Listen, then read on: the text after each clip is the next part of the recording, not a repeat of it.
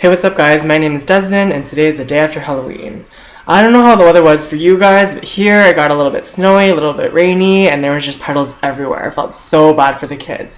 Fortunately, that means more candy for me, but unfortunately, that's bad news for my skin. I'm breaking out like everywhere as a teenager, university student, and I don't even know what the hell this is, but it's getting bad. Anyways, I hope you guys had a super Halloween wherever you are. Moving into today's video, I want to talk about some controversial topics and just tell you guys about my opinions on them. Just a disclaimer, these are just my opinions, so please don't get offended if you don't agree with my opinions, that's perfectly fine. I'm personally a really open person from the way that my family brought me up, and especially my friends, the way that I talk about things is more of a liberal standpoint. Okay, so the first topic I'm going to talk about are interracial relationships. Personally, I'm a huge fan of them. I encourage it, not to say that non-interracial relationships are less credited or whatsoever, but personally I just think it's amazing the way that our society has evolved from the 1950s until now, and how it used to be illegal and now it's totally fine. Personally, what I find about interracial relationships so appealing is that how much you learn, anything from your fashion or the fashion, history, your culture, your tradition, food especially, and the language. That's what a relationship is. It's a learning experience. I don't know why you wouldn't want to learn about someone else's culture. You're learning about their family, their history. Why not learn more about their culture? And so the second topic is gay marriage. Personally, I have no idea why this is still up for debate. Here in Canada, it's a lot more open. Everyone's pretty open. Everyone's super chill here. Up in America, it's a little bit more controversial. I don't get it. The way I was raised, you marry whoever you love. It doesn't matter based on their race or their gender. That's just ridiculous. Okay, let me visualize it for you. So I'm getting married to whoever, and I'm about to say I do. And then the priest says, oh, does anyone object, blah, blah, blah.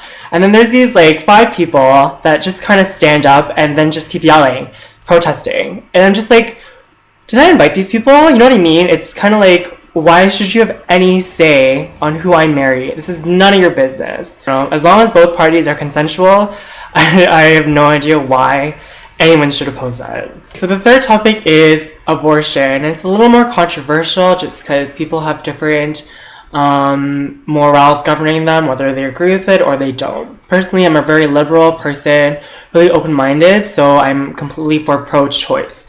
You have a choice for what you want to do, who you want to drink, what kind of profession you want to do, who you want to marry. Why should it stop at whether or not you want to have an abortion or not? It's a surgery. If you legalize it, you're more safe. It's more safe for the mother. It's easier for her to cope with the sort of procedure. It's not easy for her. Instead of protesting, telling her not to do it, telling her she's killing a baby, you should be supporting her. Why? You're not making it a lot easier for the mother to do this. It's not you that's carrying the child. As a man, you should have absolutely no say. The woman has to carry 9 months of this pain. It's not easy. Pregnancy's not fun. Whether you're in a relationship and the father of the baby doesn't want to keep the baby, but the mother does, listen to the mother. Whether the father of the baby wants to keep the baby, the mother doesn't, listen to the mother.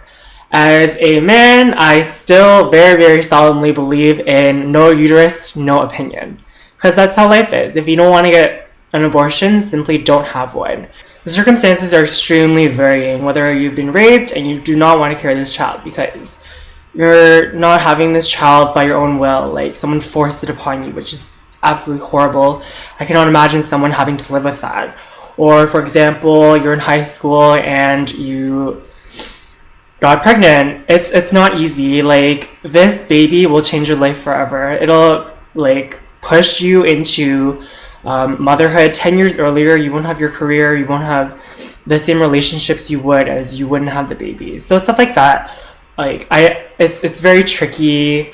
I think that if you need the abortion in the sense that it'll change your life so dramatically, not positively, you should take it. I'm actually really passionate about this topic because I read a book called Freakonomics, super interesting. I recommend you guys to totally read it. It's super interesting. Anyways, insert advertising for this. One of the chapters was about abortions, and it was talking about abortions in America. If abortion is legalized, the crime rate is lower.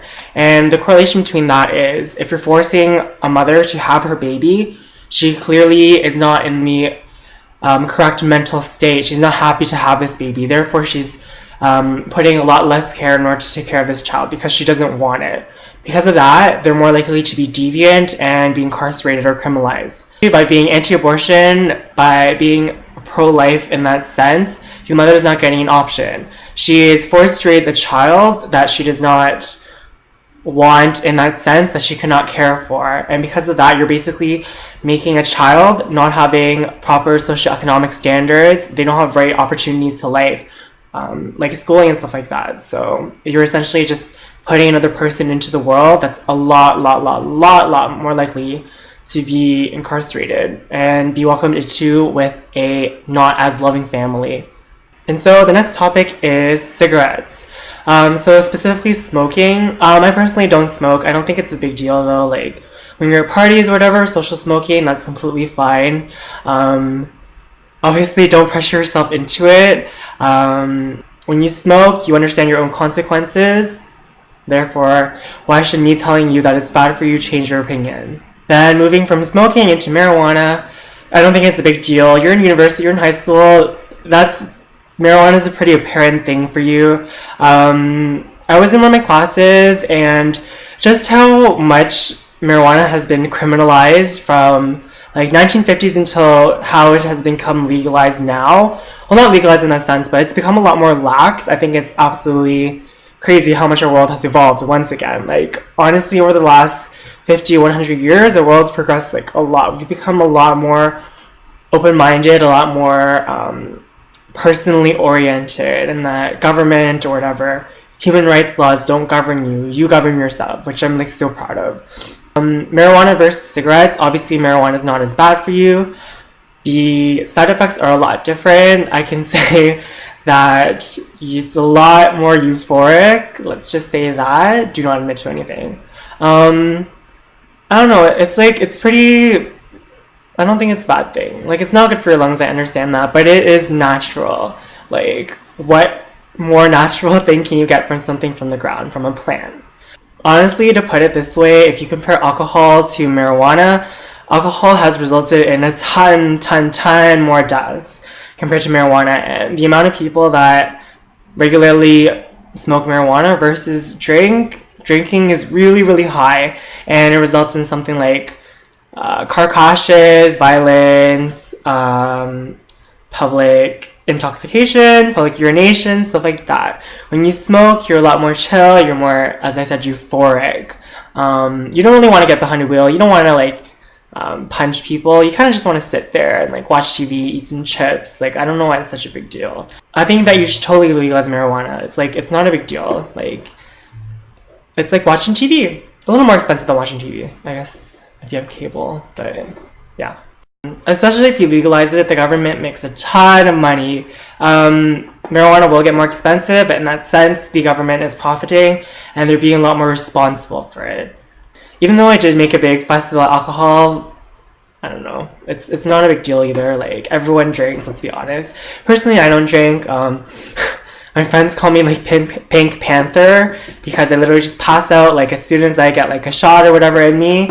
It's kind of sad, but Asian flush, what can I say? So the next thing I'm going to talk about is sex before marriage.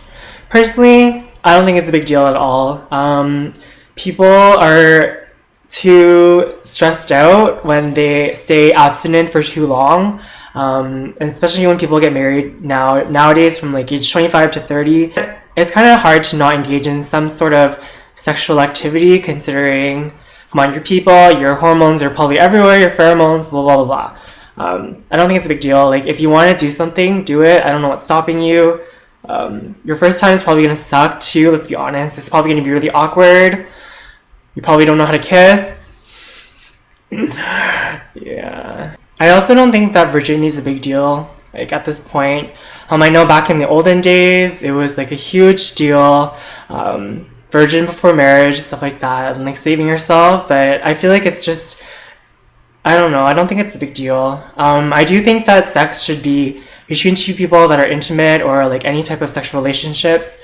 Two people should be intimate. I don't like hookups. Like, to me, it's just awkward and stuff like that. And I like to be sort of personal, have a personal connection with the person that I'm doing it with. In conclusion, I don't think that's a big deal at all. Like, if you want to do something, go for it. Like, you don't want to frustrate yourself by waiting. Like, if you met your boyfriend or girlfriend at 20 and you want to stay absent until 30 or whatever, that's like 10 long years of like sexual tension. I don't think anyone should endure that. That's like blue balls for 10 years. Like, that does not sound fine. Okay, so moving on to next topic. Next topic is open relationships. Personally, I could not do it. Like, I think the concept of threesomes itself is already pretty like, ooh, I don't want to share my like significant other with someone. I think it's just kind of weird. Like, yeah. At the same time, I don't think it's a big deal for people. Like, as long as you're consensual, you both want the same thing. If you both want an open relationship, stuff like that, like, totally go for it. I couldn't. Like, I could not possibly think of sharing someone. Ooh, I would just feel so like, ooh, who do I give my attention to? Like, blah, blah, blah. Next one is euthanasia. That's a really, really tricky, really controversial topic. Especially when the conditions are a lot different. For example, you're in a vegetative state or coma, or something as far as like Alzheimer's. It's very tricky topic. I personally could not bear to live myself in sort of like a vegetative, like comatose state, just because you're not living. You're kind of just a physical body. If your mind's not there, it's a lot harder to keep that connection. Like, it's not an easy decision to tell someone to pull the plug. If you compare it to capital punishment, in which the death row inmates are being killed, it's a lot more humane than it was in back in the day, especially like in the 1900s, like electrocution, stuff like that. It's just absolutely horrible. Like, I could not just think about it, like melting and crisping and stuff like that. Now you kind of get a lethal injection. You stop breathing. It's a pretty peaceful kind of passing. But if you compare it to someone, for example, I don't know, me in 80 years, and if I had Alzheimer's and it got to like a really progressively worse state, or something like Parkinson's, and I wanted to say in my will that I wanted to be euthanized if it really got that bad, and it wasn't legal, like, that would suck for me, because now I don't allow myself to pass away with dignity. I have to find other ways, or my family has to find other ways to like kill myself in a non-humane way. So I don't understand why capital punishment, these inmates are getting euthanized peacefully. They're passing very peacefully, versus someone like me. If I had Parkinson's, it wasn't legal. I would have to take extreme measures to pass myself in something like a hanging or something very radical. And so the last topic I want to talk to you guys about is hate. It's not a really controversial topic. People hate each other all the time.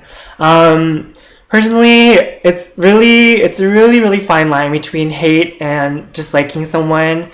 It's a lot of work to hate someone. Like, you got to consciously put an effort into that.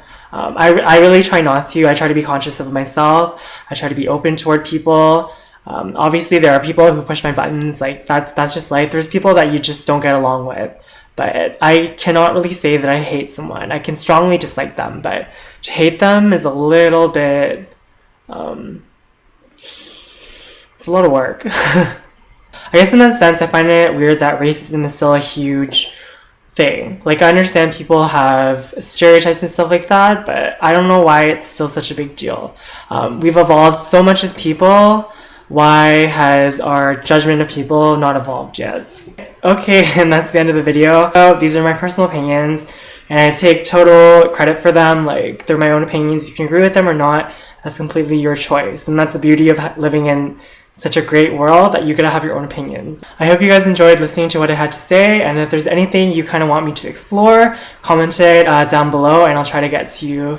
But until then, I'll see you guys next time. Bye!